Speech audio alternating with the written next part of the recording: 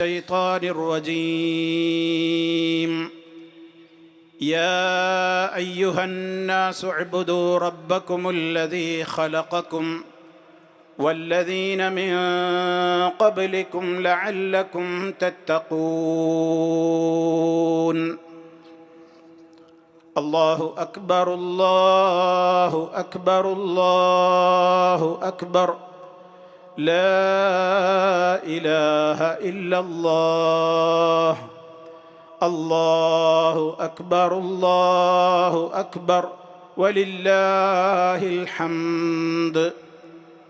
സ്നേഹമുള്ള സത്യവിശ്വാസികളെ, വിശ്വാസിനികളെ, സഹോദരി സഹോദരന്മാരെ,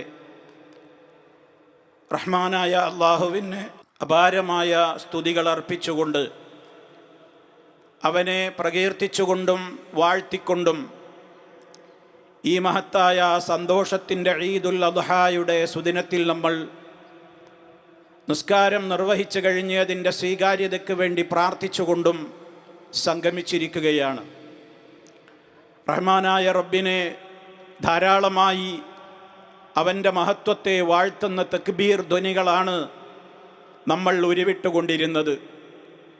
ഇന്നു മുതൽ 4 ദിവസം വരെയും ഈ തക്ബീർ ധ്വനികൾ നമ്മൾ മുഴക്കിക്കൊണ്ടിരിക്കുന്ന ഏറ്റവും പ്രാധാന്യമർഹിക്കുന്ന നമ്മുടെ ആദർശമാണ്. റഹ്മാനായ റബ്ബ് നമുക്ക് ഈ മാസത്തിൽ എത്തിച്ചേരുവാനും അതുപോലെ തന്നെ 2 വർഷത്തെ പാപങ്ങൾക്ക് പരിഹാരം എന്ന നിലക്ക് നമുക്ക് നിശ്ചയിക്കപ്പെട്ട അറഫ വ്രതം അനുഷ്ഠിക്കുവാനും ഇന്ന് ഈദ് നമസ്കാരം നിർവഹിക്കുവാനുമൊക്കെ തൗഫീഖ് നമുക്ക് നൽകിയത് അവനാണ്. അല്ലാഹു അക്ബർ വലില്ലാഹിൽ ഹംദ്.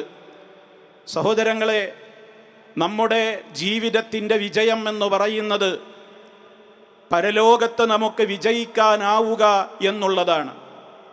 ഇവിടെ കൂടിയ ഓരോ സഹോദരൻ്റെയും സഹോദരിയുടെയും മനസ്സിലുണ്ടാകേണ്ട പ്രധാനപ്പെട്ട കാര്യം, എനിക്ക് പരലോകത്ത് രക്ഷപ്പെടണം, നരകാഗ്നിയിൽ നിന്ന് രക്ഷപ്പെടണം, സ്വർഗത്തിൽ പ്രവേശിക്കണം. അതിനാവശ്യമായത് ഇഖ്ലാസാണ്. നിഷ്കളങ്കമായ നിഷ്കപടമായ ഒരു മനസ്സിൻ്റെ ഉടമയായി മാറുക. ഇഖ്ലാസാണ് നമ്മുടെ ഈദിൻ്റെ മുഖമുദ്ര.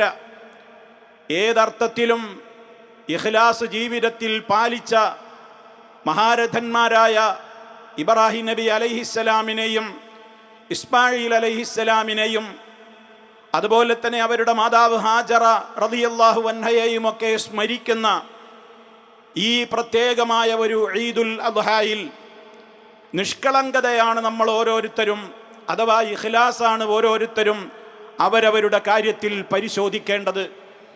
കാരണം ഇന്നിൻ്റെ കാലഘട്ടം പല പ്രവർത്തനങ്ങളിലും ആക്ഷനുകളും അഭിനയങ്ങളും നാട്യങ്ങളും മാത്രമായി അധപ്പതിച്ച ഒരു കാലമാണ്.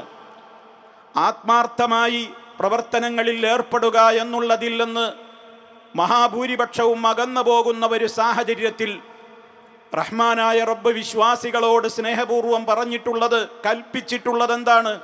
ഖുർആൻ അത് കൃത്യമായി പറഞ്ഞു. വമാ ഉമിറു ഇല്ലാ ലിയഅ്ബുദുല്ലാഹ മുഖ്ലിസീന ലഹുദ്ദീൻ. അവർ കൽപ്പിക്കപ്പെട്ടിട്ടില്ല അള്ളാഹുവിനെ അവർ ആരാധിക്കുവാൻ വേണ്ടിയല്ലാതെ എപ്രകാരം? മുഖ്ലിസീന ലഹുദ്ദീൻ, നിഷ്കളങ്കമായ നിലക്ക് ദീനിൻ്റെ എല്ലാ കാര്യങ്ങളും അവന് വിധേയമായി അവന് കീഴ്പ്പെട്ടുകൊണ്ട് ആത്മാർത്ഥമായി നിർവഹിക്കുക എന്നുള്ളതാണ് നമ്മുടെ ഓരോരുത്തരുടെയും കടമ. മഹാനായ ഇബ്രാഹിം നബി അലൈഹിസ്സലാമിൻ്റെയും ഇസ്മായിൽ അലൈഹിസ്സലാമിൻ്റെയും ഒക്കെ ജീവിതത്തിൽ ഇഖ്ലാസിൻ്റെ ചരിത്രങ്ങളാണ് നിറഞ്ഞു കിടക്കുന്നത്. സമ്പൂർണമായ സമർപ്പണമായിരുന്നു ഇബ്രാഹിം അലൈഹിസ്സലാമിൻ്റെ ജീവിതം. സമ്പൂർണമായ ത്യാഗമായിരുന്നു. അതേപോലെ തന്നെ സമ്പൂർണമായ സഹനവും ക്ഷമയുമായിരുന്നു. അതുപോലെ തന്നെ സമ്പൂർണമായ തവക്കുലുമായിരുന്നു. നമ്മൾ മനസ്സിലാക്കണം, ഇബ്രാഹിം നബി അലൈഹിസ്സലാമിനോട് അല്ലാഹു സുബ്ഹാനഹു വ തആല കൽപ്പിക്കേണ്ട താമസം എന്താണ് കൽപ്പന? ഇദ് ഖാല ലഹു റബ്ബുഹു അസ്ലിം ഖാല അസ്ലംതു ലില്ലാഹി റബ്ബിൽ ആലമീൻ. അസ്ലംതു ലിറബ്ബിൽ ആലമീൻ. അള്ളാഹു അദ്ദേഹത്തോട് കൽപ്പിച്ചു പറഞ്ഞ സന്ദർഭം, ഇബ്രാഹിമേ അസ്ലിം, നീ സമ്പൂർണ്ണ മുസ്ലിമാവുക, പരിപൂർണമായും ഇസ്ലാമിന് നിന്റെ ജീവിതത്തെ നീ സമർപ്പിക്കുക.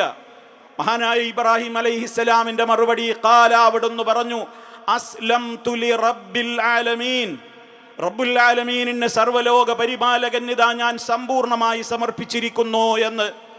പ്രിയമുള്ളവരെ, നമ്മിൽ എത്ര പേർക്കത് പറയാൻ സാധിക്കും? ഇബ്രാഹിം അലൈഹിസ്സലാം വഅന അവ്വലുൽ മുസ്ലിമീൻ എന്ന് പ്രഖ്യാപിച്ചു. ഞാൻ സമ്പൂർണമായി അള്ളാഹുവിന് കീഴ്പ്പെട്ടവരിൽ പ്രഥമനാണ്, ഒന്നാമനാണ്, ഞാൻ അതിന് മുമ്പിലുണ്ട് എന്ന് പറയുവാൻ നമ്മിൽ എത്ര പേർക്ക് സാധിക്കുന്നു?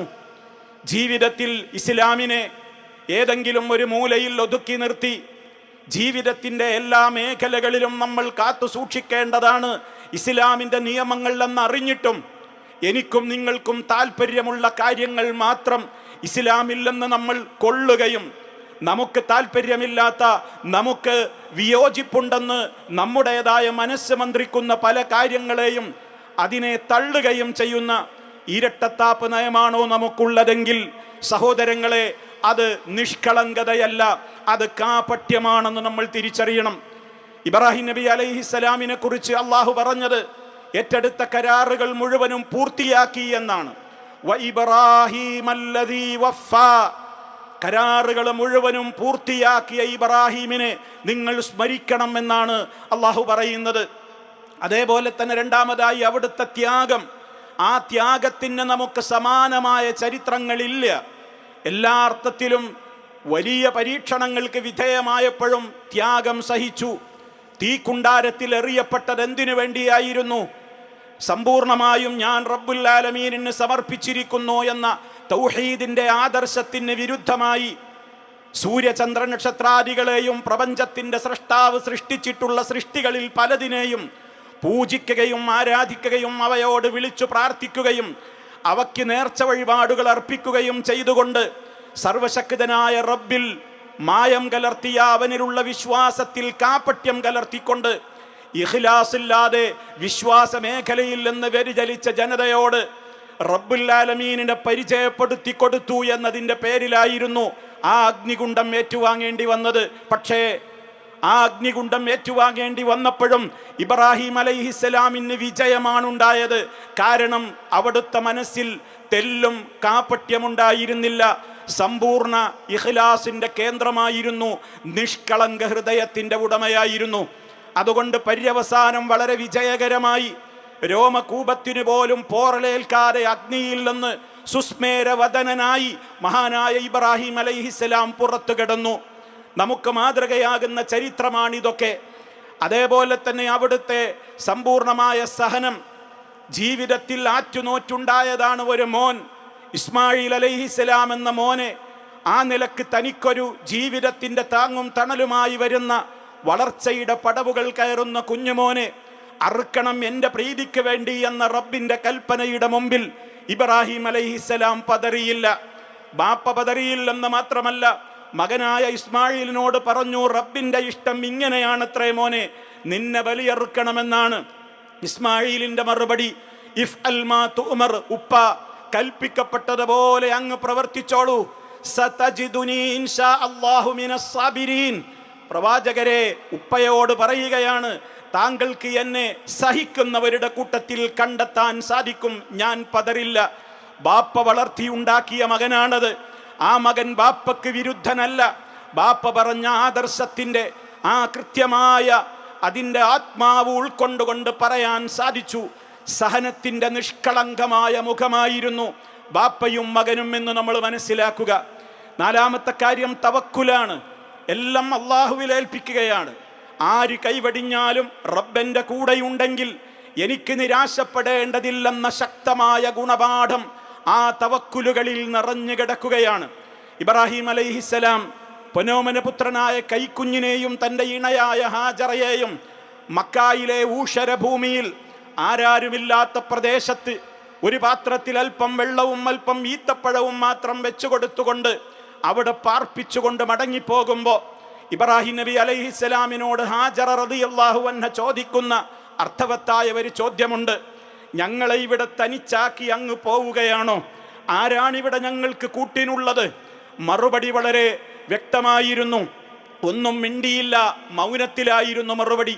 വീണ്ടും വീണ്ടും ആ ചോദ്യം ആവർത്തിക്കുമ്പോൾ ആ ചോദ്യത്തിൻ്റെ കൂടെ ബീവി ഒരു ചോദ്യം കൂടെ ചോദിക്കുകയാണ്, ആ അല്ലാഹു അമറക ബിഹാദാ, അല്ലയാണോ താങ്കളോട് ഞങ്ങളെ ഇവിടെ തനിച്ചാക്കി നിങ്ങൾ പോകണം എന്നുള്ള കൽപ്പന അല്ലയാണോ അങ്ങയോട് പറഞ്ഞത്? ഇബ്രാഹിം അലൈഹിസ്സലാം പറഞ്ഞു, അതെ. എങ്കിൽ ഹാജറ ബീവിയുടെ ഉമ്മയുടെ മറുപടി നിങ്ങൾ ശ്രദ്ധിക്കുക. ഇദൻ ലാ യുളയ്യിഉന, എങ്കിൽ സമാധാനത്തോടെ പൊയ്ക്കോളൂ. ആ അല്ലാഹു ഞങ്ങളെ ഒരിക്കലും കൈവടിയുകയില്ല. ആ അല്ലാഹു ഞങ്ങളെ ഒരിക്കലും വഴിയാധാരമാക്കി കളയുകയില്ല. നോക്കൂ സഹോദരിമാരെ, ആ ഉമ്മയുടെ ദൃഢമായ തവക്കുൽ, ആ പിതാവിൻ്റെ ദൃഢമായ തവക്കുൽ. റബ്ബുണ്ട്, റബ്ബ് കൽപ്പിച്ചത് ചെയ്തതിൻ്റെ പേരിൽ നമുക്ക് എവിടെയും പരാജയമുണ്ടാവില്ല. റബ്ബിൻ്റെ കൽപ്പനകളെ അനുസരിച്ചതിൻ്റെ പേരിൽ നമ്മൾ വഴിയാധാരമാവുകയില്ല. റബ്ബിൻ്റെ കൽപ്പനകളെ ജീവിതത്തിൽ പാലിച്ചു എന്നതിൻ്റെ പേരിൽ ആർക്കൊക്കെ അതൊക്കെ എത്ര വെറുപ്പാണെങ്കിലും, ആർക്കൊക്കെ അതൊക്കെ ഇഷ്ടമല്ലാത്ത കാര്യമാണെങ്കിലും റബ്ബിൻ്റെ സഹായം നമുക്കുണ്ടാകുമെന്ന ദൃഢമായ തവക്കുൽ.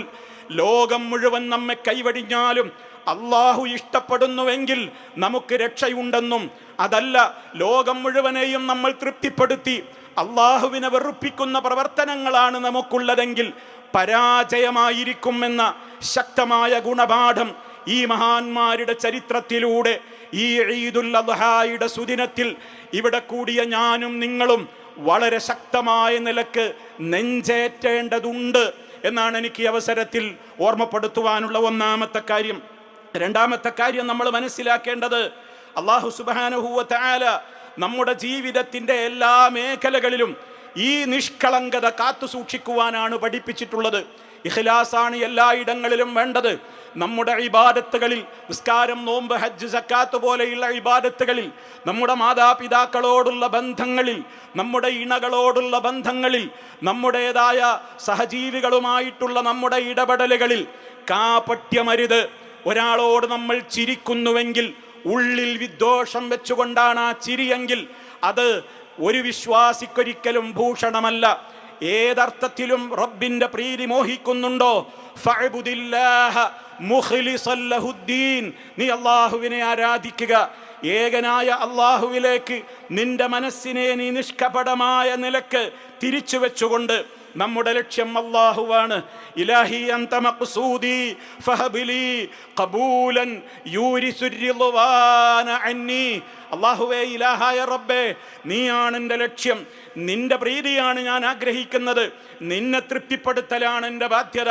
അതുകൊണ്ട് എൻ്റെ കർമ്മങ്ങൾക്ക് മുഴുവനും നീ സ്വീകാര്യത നൽകണം. എത്രത്തോളം സ്വീകാര്യത? നിന്റെ ജന്നത്തിൽ നിന്റെ തൃപ്തി കിട്ടിയിട്ട് എനിക്ക് കയറാനാകുവോളം നീ എന്നെ ഇഷ്ടപ്പെടണം, നീ എന്നെ സ്വീകരിക്കണം എന്നുള്ള റഹ്മാനായ റബ്ബിനോടുള്ള ഏറ്റവും വലിയ നിഷ്കളങ്കമായ മനസ്സിൻ്റെ ഉടമകളാകാൻ ഇവിടെ കൂടിയ ഓരോ സഹോദരീ സഹോദരനും പ്രതിജ്ഞയെടുത്ത് അവരുടെ മനസ്സിൽ അത് കൊണ്ട് നടക്കേണ്ടതുണ്ട്. മൂന്നാമതായി, സർവരംഗത്തും നമ്മൾ ഇസ്ലാമിനെ പൂർണ്ണമായി ഉൾക്കൊള്ളണം എന്നുള്ളതാണ് അള്ളാഹുവിൻ്റെ കൽപ്പന.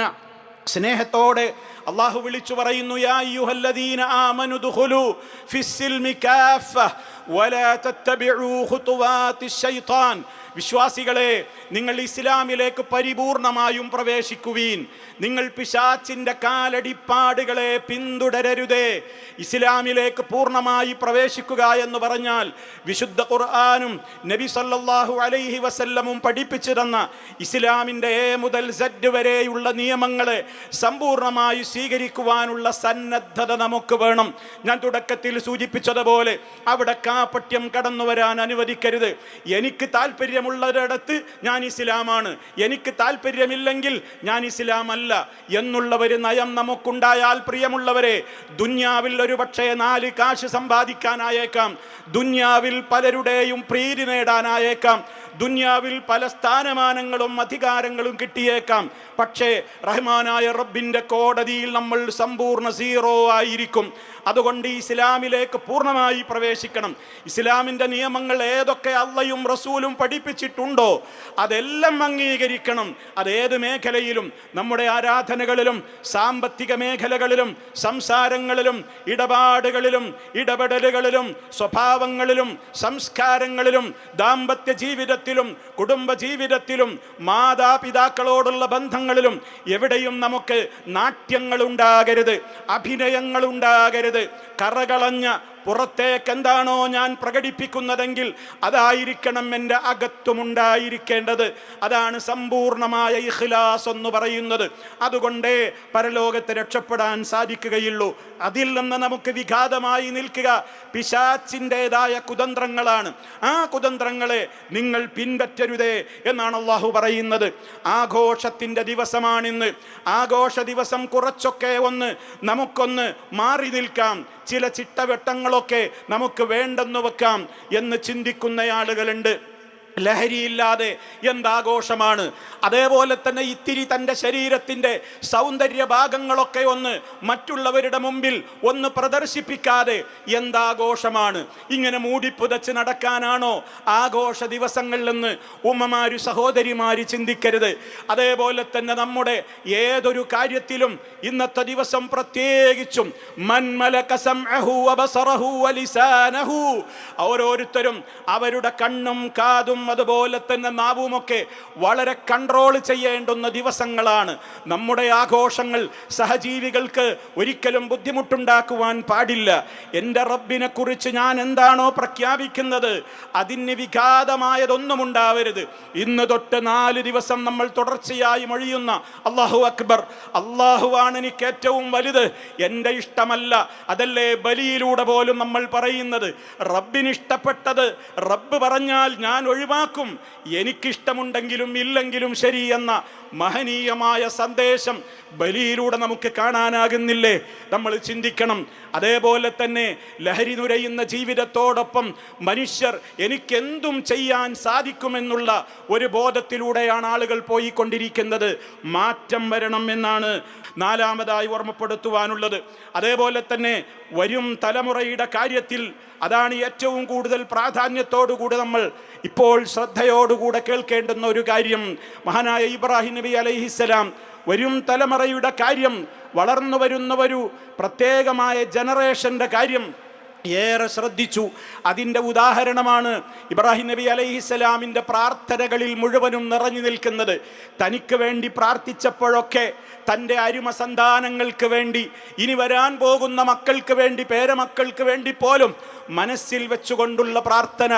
ശിർക്കിനെതിരെയുള്ള റഹ്മാനായ റബ്ബിനോട് മരമുരുകിക്കൊണ്ട് തേടിയപ്പോൾ വജുനുബിനി വബനിയ അൻ നഅ്ബുദൽ അസ്നാം, റബ്ബേ വിഗ്രഹാരാധനയിൽ നിന്ന്, നീ ഒരിക്കലും പൊറുക്കാത്ത മഹാപാതകമായ ശിർക്കിൽ നിന്ന് നീ എന്നെ അകറ്റുന്നതോടൊപ്പം എൻ്റെ മക്കളെയും നീ അതിൽ നിന്ന് അകറ്റേണമേ എന്ന് പ്രാർത്ഥിച്ചപ്പോൾ, സ്വന്തം കാര്യം പറഞ്ഞപ്പോൾ തൻ്റെ ഇണയും മക്കളെയും അവിടെ നിന്ന് ഓർക്കുകയാണ്. അതേപോലെ തന്നെ നിസ്കാരം, റബ്ബി ജഅൽനി മുഖീമസ്സലാഹ് വമിൻ ദുർരിയതി, റബ്ബേ നിസ്കാരം കൃത്യമായി നിലനിർത്തുന്നവരിൽ നീ എന്നെ ഉൾപ്പെടുത്തേണമേ, എൻ്റെ സന്താനങ്ങളിൽ നിന്നും സന്താന പരമ്പരകളിലും അങ്ങനെ നിസ്കാരം കൃത്യമായി നിലനിർത്തുന്നവരുണ്ടാകണേ. റബ്ബനാ വതഖബ്ബൽ ദുആ, റബ്ബേ നീ ഞങ്ങളുടെ ദുആ സ്വീകരിക്കണേ എന്ന് പറയുകയാണ്. നോക്കണം, നിങ്ങൾ സ്വന്തത്തിന് വേണ്ടി പ്രാർത്ഥിച്ചപ്പോൾ തൻ്റെ വരാൻ പോകുന്ന തലമുറയിലെ ആളുകൾക്ക് വേണ്ടി, മക്കൾ അവിടുത്തെ മക്കൾ, അവർക്കൊക്കെ വേണ്ടി പ്രാർത്ഥിക്കുകയാണ്. തീർന്നില്ല, വീണ്ടും നോക്കൂ. റബ്ബന വജഅൽനാ മുസ്ലിമൈനി ലക, റബ്ബന ജഅൽനാ മുസ്ലിമൈനി ലക, റബ്ബേ ഞങ്ങളെ, അഥവാ ഇബ്രാഹിമും ഇസ്മായിലും രണ്ടാളും പ്രാർത്ഥിക്കുന്ന ആ വേളയിലാണ് പറയുന്നത്, നിനക്ക് പൂർണ്ണമായും നിന്നെ അനുസരിച്ചുകൊണ്ട് ജീവിക്കുന്ന യഥാർത്ഥ മുസ്ലിമായി നീ ഞങ്ങളെ ആക്കണേ. തീർന്നില്ല, വമിൻ ദുർരിയതിനാ ഉമ്മതൻ മുസ്ലിമതൻ ലക, യഥാർത്ഥത്തിൽ നിനക്ക് സമ്പൂർണമായി ഇസ്ലാമിലേക്ക് പ്രവേശിച്ചുകൊണ്ട് യഥാർത്ഥ മുസ്ലിമീങ്ങളായി ജീവിക്കുന്ന ഒരു സമൂഹം എൻ്റെ തലമുറയിൽ നിന്ന്, സന്താന പരമ്പരകളിൽ നിന്നും നീ നിശ്ചയിക്കണേ എന്ന്. മാത്രമല്ല, മരണത്തിൻ്റെ വേളയിലും അല്ലാത്ത ഘട്ടങ്ങളിലുമൊക്കെ മക്കളോട് പറഞ്ഞത്, യാ ബനിയ ഇന്നല്ലാഹ അസ്തഫാ ലകുമുദ്ദീൻ ഫലാ തമൂതുന്ന ഇല്ലാ വഅൻതും മുസ്ലിമൂൻ, അല്ലാഹ് നിങ്ങൾക്ക് തൃപ്തിപ്പെട്ട് തെരഞ്ഞെടുത്ത് തന്ന മതത്തിൻ്റെ പേരാണ് ഇസ്ലാം. അത് നിങ്ങൾ ജീവിതത്തിൽ മുറുകെ പിടിച്ചുകൊണ്ട് ആ നിലക്കല്ലാതെ നിങ്ങൾ മരിച്ചു പോകരുത് എന്ന്. എല്ലായിടങ്ങളിലുമുള്ള നിഷ്കളങ്കമായ ആത്മാർത്ഥമായ ഈ പ്രാർത്ഥനയായിരുന്നു ഇബ്രാഹിം അലൈഹിസ്സലാമിൻ്റെ മാതൃക എന്ന് നമ്മൾ മനസ്സിലാക്കേണ്ടതുണ്ട്. കുടുംബത്തിന് വേണ്ടി ചെലവഴിക്കുന്ന ചെലവഴിക്കൽ പോലും സദഖയായിട്ടാണ് ഇസ്ലാം പറഞ്ഞത്. അവിടെയും നമ്മുടെ നിയ്യത്തും നമ്മുടെ ഇഖ്ലാസും അവിടെ പരിഗണിക്കപ്പെടുകയാണ്. ആ രൂപത്തിലായിരിക്കണം നമ്മുടേതായ ഏത് പ്രവർത്തനങ്ങളും ഉണ്ടാകേണ്ടത്. ആറാമതായി എനിക്ക് ഓർമ്മപ്പെടുത്തുവാനുള്ളത്, നമ്മൾ മനസ്സിലാക്കേണ്ടത്, മഹാനായ നബി സല്ലല്ലാഹു അലൈഹി വസല്ലമ അവിടുത്തെ വിടവാങ്ങൽ ഹജ്ജിൽ ഇതേപോലെ ഒരു ദിനത്തിൽ അവിടെ കൂടിയ ആയിരക്കണക്കിന് വരുന്ന 10,000 പങ്കെടുത്ത സഹാബാക്കളോട് ചോദിച്ചു. അള്ളാഹുവിൻ്റെ റസൂലിൻ്റെ ചോദ്യം, ഏതാണ് ഇന്നത്തെ ദിവസം, ഏതാണ് ഇന്നത്തെ ദിവസം, ഏതാണ് ഈ മാസം, ഏതാണ് നമ്മളിപ്പോൾ ഈ നിലകൊള്ളുന്ന രാജ്യം ഏതാണ്? 3 ചോദ്യം വളരെ പ്രസക്തമായിരുന്നു. ഏതാണ് ഈ ദിവസം? യൗമുൻ നഹർ, ഇന്നത്തെ ഈദുൽ അദ്ഹായുടെ ദുൽഹജ്ജ് 10 പവിത്രമാണ്, പരിപാവനമാണ്. ഏതാണ് ഈ രാജ്യം? മക്ക രാജ്യത്തിനെന്നുകൊണ്ടാ മുത്ത മുസ്തഫ അത് ചോദിച്ചത്. മക്കയും വിശുദ്ധ കഅബ ഉൾക്കൊള്ളുന്ന മക്ക എത്രത്തോളം പവിത്രമാണ്, പരിപാവനമാണ്. ഏതാണ് ഈ മാസം എന്ന അടുത്ത ചോദ്യം?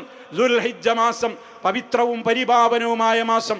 ഈ 3 ചോദ്യങ്ങൾക്ക് ഉത്തരം പറഞ്ഞുകൊണ്ട് മുത്ത മുസ്തഫ പറഞ്ഞ കാര്യം നമ്മൾ ശ്രദ്ധിക്കുക എങ്കിൽ, ഫഇന്ന ദിമാഅക്കും വഅംവാലക്കും വഅറാദക്കും അലൈക്കും ഹറാമുൻ കഹുർമതി യൗമിക്കും ഹാദാ ഫീ ബലദിക്കും ഹാദാ ഫീ ശഹരിക്കും ഹാദാ. ഈ മാസം എത്ര പവിത്രമാണോ, ഈ മക്കയും കഅബയും എത്ര പവിത്രമാണോ, അതേപോലെ തന്നെ ഇന്നത്തെ ദിവസം എത്ര പവിത്രമാണോ, അതേപോലെ പവിത്രമായി നിങ്ങൾ കാത്തു സൂക്ഷിക്കണം നിങ്ങളുടെ രക്തം, നിങ്ങളുടെ ധനം, നിങ്ങളുടെ അഭിമാനം. ആരെയും നിങ്ങൾ കൊന്നുകളയരുത്, അന്യായമായി രക്തം ചിന്തരുത്, അന്യായമായി ആരുടെയും ധനം കവർന്നെടുക്കുവാൻ പാടില്ല, ആരുടെയും അഭിമാനത്തെ ക്ഷതപ്പെടുത്തരുത്. അഭിമാനത്തിന് വലിയ വിലയുണ്ട്, സമ്പത്തിന് വലിയ സ്ഥാനമുണ്ട്, അതേപോലെ തന്നെ വ്യക്തിയുടെ ജീവന് വലിയ പ്രാധാന്യമുണ്ട്. മക്ക രാജ്യത്തിൽ മക്കയിൽ പോയി വിശുദ്ധ കഅബയോട് ആരെങ്കിലും അപമര്യാദയായി പെരുമാറുന്നത് പോലെയാണ് ഒരു മുസ്ലിമിൻ്റെ, ഒരു വ്യക്തിയുടെ അഭിമാനത്തിൽ കൈയിടുന്നത്, അഭിമാനക്ഷതം വരുത്തുന്നത്, അവൻ്റെ സാമ്പത്തികമായി അവനോട് ഏതെങ്കിലും വിധത്തിൽ ക്രൂരത കാണിക്കുന്നത്, അവനെ തല്ലുന്നത്, തെറി വിളിക്കുന്നത്, ചീത്ത വിളിക്കുന്നത്, രക്തം ചിന്തുന്നത്, കൊന്നുകളയുന്നത്. അന്യായമായി ആരെയെങ്കിലും ഒരാളെ കൊന്നുകളഞ്ഞാൽ മാനവ സമൂഹത്തെ മുഴുവനും എരിഞ്ഞു വീഴ്ത്തിയ പാപിയാണവനെന്ന വിശുദ്ധ ഖുർആനിൻ്റെ കൃത്യവും വ്യക്തവുമായ കൽപ്പന, മാനവികതയുടെ കൃത്യമായ പ്രഖ്യാപനത്തിൻ്റെ ദിനമായിരുന്നു പ്രവാചകൻ നിർവഹിച്ച ഏക ഹജ്ജിൻ്റെ ആ വിടവാങ്ങൽ പ്രഭാഷണത്തിലുണ്ടായിരുന്നത് എന്ന് നമ്മൾ ഗൗരവത്തോടുകൂടെ പ്രിയമുള്ളവരെ മനസ്സിലാക്കേണ്ടതുണ്ട്. ഇത്രത്തോളം പവിത്രത മനുഷ്യ ജീവനും രക്തത്തിനും സമ്പത്തിനും അഭിമാനത്തിനും കൽപ്പിച്ച ഇസ്ലാമിനെ സംബന്ധിച്ച് ഭീതി പടർത്തുവാനാണ് രാജ്യമൊട്ടാകെയുള്ള ആളുകൾ ഇന്ന് ശ്രമിച്ചുകൊണ്ടിരിക്കുന്നത് എന്നുള്ളത് എത്രത്തോളം ഖേദകരമാണ്. പക്ഷേ ഇസ്ലാം അത് ജയിക്കുക തന്നെ ചെയ്യും. കാരണം അതിന് ക്രൂരത അറിയില്ല, അതിന് അസമാധാനം അറിയില്ല, അതിനറിയാവുന്നത് സമാധാനമാണ്. ആരൊക്കെ എന്തൊക്കെ പ്രചരിപ്പിച്ചാലും ലോകാവസാനം വരെ ഈ പ്രകാശം കെടാതെ റഹ്മാനായ റബ്ബ് നിലനിർത്തും. അതിന് നാം ജീവിക്കുന്ന മാതൃകകളാവണം. മുസ്ലിം പേരുള്ളവരായതുകൊണ്ട് കാര്യമില്ല. ഇതാണ് ഇസ്ലാമെന്ന് എനിക്കും നിങ്ങൾക്കും നമ്മുടെ ജീവിതം കൊണ്ട് നമ്മെ തെറ്റിദ്ധരിച്ചവർക്ക് മുമ്പിൽ പ്രകടിപ്പിക്കുവാൻ സാധ്യമാകുന്ന നിലക്ക് നിഷ്കളങ്കത, ഇഖ്ലാസ് നമ്മുടെ ജീവിതത്തിൻ്റെ മുഖമുദ്രയാവണം. സഹജീവികളോട് നമ്മൾ സഹകരിക്കുന്ന ഒരേ ശരീരം പോലെ കണ്ടുകൊണ്ട് അവരുടെ വിശപ്പും അവരുടെ രോഗവും അവരുടെ പ്രയാസങ്ങളും കണ്ടില്ലെന്ന് നടിക്കുന്ന കാപട്യം നമുക്കുണ്ടാവരുത്. ആത്മാർത്ഥതയോടുകൂടി 1 ദിർഹമാണോ കൊടുക്കാൻ നിങ്ങൾക്ക് സഹജീവികൾക്ക് സാധിക്കുക എങ്കിൽ അതിനായിരിക്കും കാപട്യത്തോടുകൂടെ നിങ്ങൾ നൽകുന്ന 10,000 വിലയുള്ളത്. റുബ്ബ ദിർഹമിൻ, എത്രയെത്ര ഒറ്റ മുക്കാലുകളാണ്, എത്രയെത്ര ഒറ്റ ദിർഹമുകളാണ്. സബഖ അൽഫ ദിർഹമിൻ, ആയിരക്കണക്കിന് 1000 ദിർഹമുകളെയും കവച്ചു വെച്ച എത്രയെത്ര ദിർഹമുകളാണ്. ഇഖ്ലാസാണ് അതിൻ്റെ സ്വീകാര്യതയുടെ മാനദണ്ഡം എന്ന് അവിടെയും നമ്മൾ മനസ്സിലാക്കേണ്ടതുണ്ട്. നമ്മുടെ ഈ നമസ്കാരം കഴിഞ്ഞ് നമ്മൾ പിരിഞ്ഞു പോയാൽ ഉദൂഹിയത്തിന് ഇവിടെ സാധ്യതയുള്ള ആളുകൾ അതിൻ്റെ കാര്യത്തിൽ ശ്രദ്ധിക്കുമല്ലോ. അതേ അവസരത്തിൽ നാട്ടിലേക്ക് വക്കാലത്ത് ഏൽപ്പിച്ചിട്ടുള്ള ആളുകൾ അവിടെ എപ്പോഴാണോ അറവ് നടക്കുന്നതെങ്കിൽ ആ അറവ് നിർവഹിക്കപ്പെട്ട് കഴിയുന്നത് വരെ നഖവും മുടിയും നീക്കാതിരിക്കുക എന്ന മര്യാദ നമ്മളും പാലിക്കേണ്ടതാണ്. അതിലടങ്ങിയ തത്വവും നമ്മൾ മനസ്സിലാക്കണം. എൻ്റെ ഇഷ്ടമല്ല, എൻ്റെ റബ്ബിൻ്റെ ഇഷ്ടത്തിനാണ് ഞാൻ പ്രാധാന്യം നൽകുന്നത് എന്ന്. അതേപോലെ ഈദ്ഗാഹുകളിൽ നിന്ന് പിരിഞ്ഞു പോകുമ്പോൾ വന്ന റോഡല്ലാത്ത മറ്റൊരു വഴിയിലൂടെ മാറിപ്പോകുവാൻ സാധ്യതയുണ്ടെങ്കിൽ അത് പ്രയോഗിക്കുന്നത് സുന്നത്താണ്. അതേപോലെ തന്നെ നമ്മുടെ വീടുകളിൽ എത്തിക്കഴിഞ്ഞാൽ 2 റക്അത്ത് നമസ്കാരം നമുക്ക് സുന്നത്തുണ്ട് എന്ന കാര്യവും കൂടി ഹദീസുകളിൽ നിന്ന് നമുക്ക് മനസ്സിലാക്കുവാൻ സാധിക്കും. അങ്ങനെ ജീവിതത്തിൻ്റെ ഏതേത് മേഖലകളിൽ ചെറുതും വലുതുമായ എല്ലാ കാര്യങ്ങളിലും ഇസ്ലാം എന്താണോ പറഞ്ഞത് അത് ഇഖ്ലാസോടുകൂടി നിർവഹിക്കുന്ന ഒരവസ്ഥ നമുക്കുണ്ടാകണം. മുത്ത മുസ്തഫ സല്ലല്ലാഹു അലൈഹി വസല്ലമ ഈദിൻ്റെ സുദിനത്തിൽ സഹോദരിമാർക്ക് വേണ്ടി പ്രത്യേകം ഉപദേശങ്ങൾ നൽകി, അവരുടെ കാര്യത്തിൽ പ്രത്യേകം ഉപദേശ നിർദ്ദേശങ്ങൾ നൽകി. കാരണം പലപ്പോഴും വഴിപിഴച്ചു പോകുവാനും മറ്റുള്ളവരെ തൻ്റെ ശരീരത്തെ തൻ്റേതായ സൗന്ദര്യത്തെ പ്രദർശിപ്പിച്ചുകൊണ്ട് അവരെ വഴികേടിലാക്കുവാനുമൊക്കെ ഇന്ന് പലപ്പോഴും നമ്മുടേതായ പെൺകുട്ടികളിലൂടെ അവരുടെ വഴിവിട്ട വേഷവിധാനങ്ങളിലൂടെയൊക്കെ കാരണമായി മാറുന്നത് കൊണ്ട് നരകാഗ്നിയുടെ വിറകുകളായി മാറാതിരിക്കാൻ ശ്രമിക്കണേ എന്നുള്ള ശക്തമായ നിർദ്ദേശം അള്ളാഹുവിൻ്റെ റസൂല് ജീവിതത്തിൽ മുഴുവനും നൽകിയിട്ടുണ്ട്. അങ്ങനെ ഏതേത് മേഖലകളിൽ എവിടെയും നമ്മുടെ എല്ലാ ബന്ധങ്ങളിലും ഇഖ്ലാസ് ആവട്ടെ. ഒരിടത്തും നമുക്ക് ആക്ട് ഉണ്ടാകരുത്, നാട്യങ്ങളാവരുത്, അഭിനയങ്ങളാവരുത്. നമ്മൾ പുറമേക്ക് കാണിക്കുന്നതായിരിക്കണം നമ്മുടെ അകവുമെന്ന് മനസ്സിലാക്കി ആ പരിപൂർണമായ സമർപ്പണത്തിലൂടെ മഹാനായ ഇബ്രാഹിം അലൈഹിസ്സലാമിൻ്റെയും ആ ത്യാഗീവര്യന്മാരുടെ ചരിത്രം നമുക്ക് പഠിപ്പിച്ചു തന്ന മുത്ത് മുസ്തഫ സല്ലല്ലാഹു അലൈഹി വസല്ലമ ദിനേന 5 നേര നിസ്കാരത്തിലൂടെ പ്രഭാത പ്രദോഷ പ്രാർത്ഥനകളിലൂടെയൊക്കെ ആ മില്ലത്തിൽ ഇബ്രാഹിമീ മില്ലത്തിലാണ് ഞങ്ങളെന്ന് നമ്മെ കൊണ്ട് പറയിപ്പിക്കുന്നുമുണ്ട്. ആ പറയിപ്പിക്കൽ ആത്മാർത്ഥമായിരിക്കണം, അതിലും കാപട്യം തൊട്ട് തീണ്ടരുത്. അങ്ങനെ ജീവിച്ച് മാതൃകകളായി മാറുക. അള്ളാഹു അനുഗ്രഹിക്കുമാറാകട്ടെ. നമ്മുടെ എല്ലാ കർമ്മങ്ങളും അള്ളാഹു സ്വീകരിക്കുമാറാകട്ടെ. നമ്മിലെ രോഗികൾക്ക് അള്ളാഹു പരിപൂർണമായി ശിഫ നൽകുമാറാകട്ടെ. മാരകമായ രോഗങ്ങളിൽ നിന്നവൻ നമ്മെ കാത്ത് രക്ഷിക്കുമാറാകട്ടെ. എല്ലാ അർത്ഥത്തിലും നമുക്ക് ഖൈറും ബറക്കത്തും നമുക്കും നമ്മുടെ മക്കളിലും അവരൊരിക്കലും വഴിപിഴച്ചു പോകാതെ റബ്ബിൻ്റെ ഹിഫ്ളും കാവലും നമ്മിലെല്ലാവരിലും അവൻ നമുക്ക് ഏർപ്പെടുത്തി തന്ന് നമ്മെ അനുഗ്രഹിക്കുമാറാകട്ടെ. അല്ലാഹുമ്മ ഗ്ഫിർ ലിൽ മുഅ്മിനീന വൽ മുഅ്മിനാത്ത് വൽ മുസ്ലിമീന വൽ മുസ്ലിമാത്ത് അൽഅഹ്യാഇ മിൻഹും വൽ അംവാത്ത്. اللهم وفق رئيس الدولة الشيخ محمد بن زايد ونوابه وإخوانه حكام الإمارات وولي عهده الأمين لما تحبه وترضاه. اللهم سدد خطى والدنا حاكم الشارقة وبارك له في عمره وعمله وأهله. اللهم ارحم الشيخ زايد والقادة المؤسسين وأدخلهم بفضلك فصيح جناتك. ربنا اغفر لنا ذنوبنا وكفر عنا سيئاتنا وتوفنا مع الأبرار. تقبل الله منا ومنكم صالح الأعمال والحمد لله رب العالمين.